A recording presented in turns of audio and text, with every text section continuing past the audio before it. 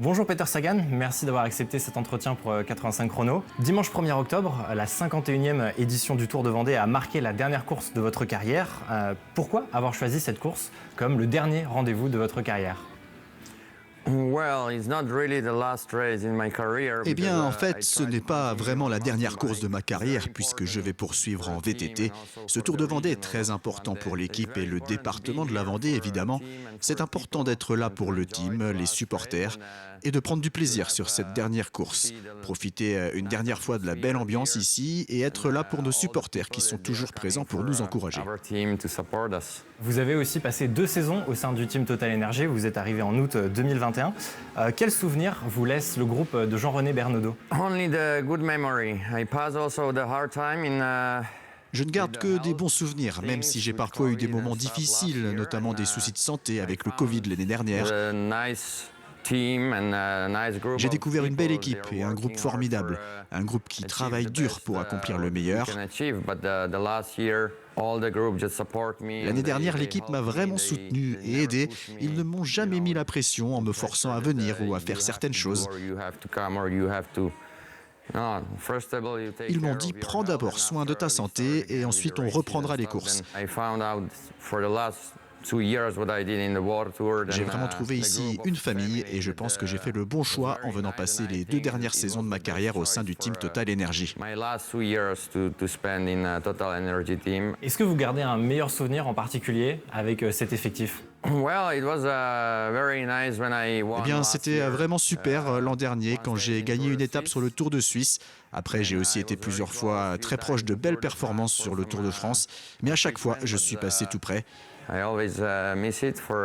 bons souvenirs, ce sont aussi les moments passés sur les courses ou au centre d'entraînement.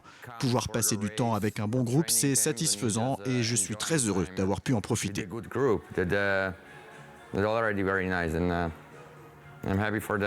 Vous allez aussi tourner la page du cyclisme sur route, donc avec un palmarès, on peut le dire, long comme le bras. 3 fois champion du monde consécutivement, 2015, 2016, 2017, c'est un record. 12 victoires d'étape sur le Tour de France, dont 7 maillots verts, c'est là aussi un record. Paris-Roubaix en 2018, un Tour des Flandres en 2016.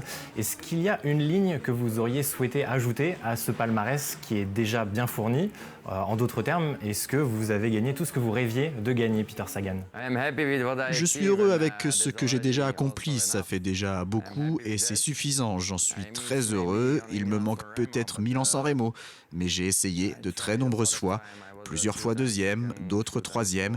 Mais bon, c'est le cyclisme, c'est comme ça. Parmi toutes ces victoires en carrière, laquelle vous a semblé la plus difficile à aller chercher ? Quand tu gagnes quelque chose, ce n'est plus difficile ensuite. Je pense que le plus difficile, ça a été Milan-San Remo, parce que je ne l'ai jamais gagné. Vous avez disputé 14 saisons sur les circuits professionnels. Qu'est-ce qui va le plus vous manquer pour le cyclisme sur route, bien entendu ?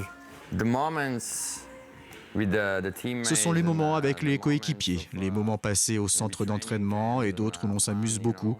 Je ne pense pas que les courses vont me manquer, pas plus que de courir au sein du peloton. J'ai eu largement ma dose, mais je vais continuer l'an prochain dans un tout autre cadre, sur un VTT. Peut-être que dans plusieurs années, je pourrai vous dire ce qui me manque, mais pour le moment, ça va. On sait que vous avez une image très différente des autres coureurs du peloton, une image d'un coureur fantasque, hors des cases. Votre manager Jean-René Bernaudot vous a décrit dans une précédente interview comme surprenant et anticonformiste. Quelle image souhaiteriez-vous que l'on garde de vous, Peter Sagan ? Simplement le positif, les gens retiendront ce qu'ils veulent. C'est déjà bien si quelqu'un se souvient de moi. Si les gens peuvent se rappeler de moi comme d'un gars sympa et rigolo, ça me va.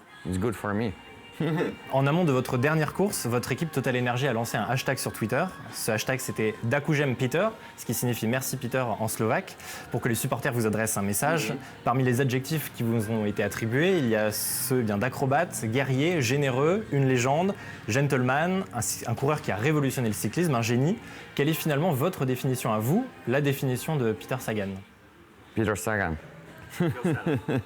Vous êtes d'accord avec ces adjectifs ? Eh bien, si les gens disent ça, je suis vraiment très heureux de l'entendre. Tout au long de votre carrière, vous avez aussi parlé de la foule, des supporters au bord des routes. Votre cote de popularité est restée très forte auprès des amoureux du vélo et même auprès du grand public. Pourquoi cette cote d'amour, selon vous ? It's also my question. C'est aussi la question que je me pose. Peut-être qu'ils m'apprécient et j'en suis heureux. Je crois que j'ai aussi gagné beaucoup de courses grâce à ce soutien de mes supporters. Au départ, je fais du vélo pour moi, mais quand on voit toute une foule qui crie votre nom, c'est dingue. Ça n'existe pas dans la vie de tous les jours. Ils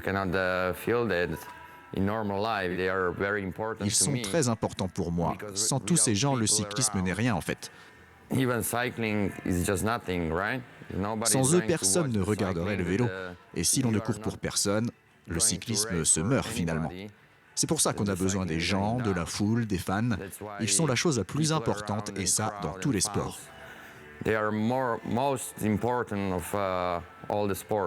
Côté sportif, ces 2 dernières années n'ont pas été les meilleures pour vous en termes de titres remportés. Un titre de champion de Slovaquie en 2022, un titre de vice-champion, c'était cette année sur cette même course. Comment est-ce que vous jugeriez votre passage sur le team Total Energy sur le côté sportif ?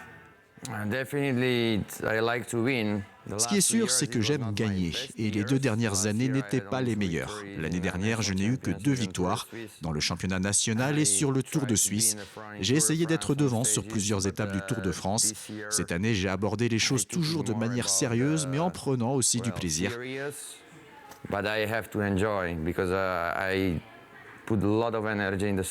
J'ai mis beaucoup d'énergie dans le cyclisme en me préparant toujours de la meilleure façon possible. Toutes les années n'ont pas été aussi riches en titres, mais cette année, dans ma tête, je me disais mentalement « profite de la course, profite des gens, profite de l'instant et ne te soucie pas de gagner ou d'être trop tendre ».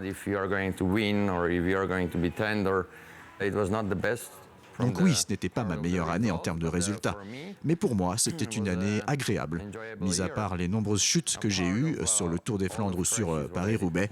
Mais c'est le cyclisme. Une page se tourne avec votre retraite sur le cyclisme, évidemment, sur route.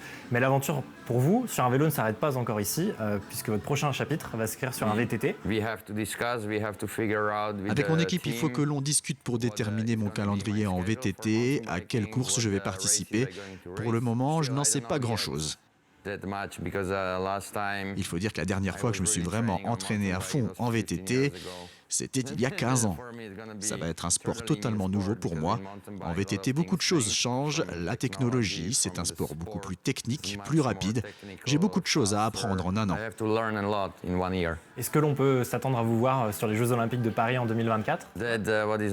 C'est mon objectif, c'est ce que j'aimerais. Les résultats seront secondaires. Le plus important, c'est d'y être. Mais ce n'est pas facile. Je ne suis pas encore qualifié. Mon pays, la Slovaquie, n'est pas qualifié avec les points. La seule possibilité pour y être, c'est de faire une demande de wildcard, d'invitation. Si c'est possible, on verra. Merci Peter Sagan et à très bientôt sur les routes. Donc. Thank you.